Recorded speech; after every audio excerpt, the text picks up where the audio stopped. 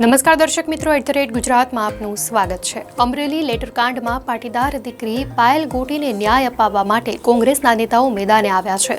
સમગ્ર ગુજરાતમાં આ મુદ્દો ભારે ચર્ચાનો વિષય બન્યો છે। આ લેટરકાંડ મામલે રાજકારણ હવે ચરમસીમાએ પહોંચ્યું છે।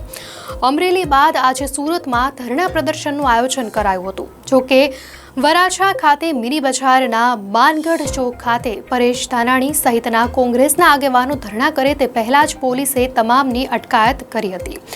વગર મંજૂરીએ ધરણા કરવા છતાં પોલીસે પરેશ ધાનાણી, પ્રતાપ દુધાત સહિત 40-50 કોંગી આગેવાનોની ટીંગાટોળી કરી અટકાયત કરી હતી।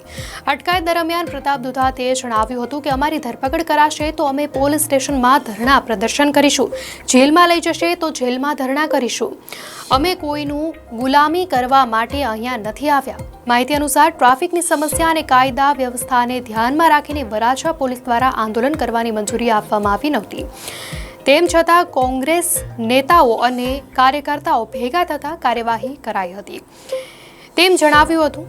લેટરકાંડમાં પાટીદાર દીકરીને ન્યાય અપાવવા માટે કોંગ્રેસના નેતાઓએ અગાઉ અમરેલીના રાજકમલ ચોક ખાતે નારી સ્વાભિમાન આંદોલનની શરૂઆત કરી ઉપવાસ પર બેઠા હતા। ત્યારબાદ હવે સુરતમાં નારી સ્વાભિમાન આંદોલન હેઠળ કોંગ્રેસ નેતાઓ દ્વારા ધરણા પ્રદર્શન કરવામાં આવ્યા હતા। જોકે ધરણા પહેલા જ પોલીસ દ્વારા તેમની અટકાયત કરાઈ હતી। ઉલ્લેખનીય છે કે અમરેલીમાં ઉપવાસ આંદોલન દરમિયાન પરેશ ધાનાણીએ જણાવ્યું હતું કે હવે આ મુદ્દે અલગ અલગ શહેરમાં ધરણા પ્રદર્શનના કાર્યક્રમ કરાશે। તેમણે આ લેટરકાંડ મુદ્દે કૌશિક વેકરિયા સહિત ગૃહમંત્રી હર્ષ સંઘવી પર પણ પ્રહાર કર્યા હતા। તેમણે કહ્યું હતું કે તેમણે અમરેલી એસપીને શું સૂચના આપી કે તેમણે આ દીકરીનો વરઘોડો કાઢ્યો? તમારી કઈ સૂચનાથી અમરેલી એસપીએ દીકરીને પટ્ટાથી મારી? આમ તેમણે હર્ષ સંઘવીને આકરા સવાલો કર્યા હતા। દાદા, તમે જેને રાજ્યની રક્ષાની જવાબદારી સોંપી છે તેને આ કેસની પણ સોપારી લીધી હશે।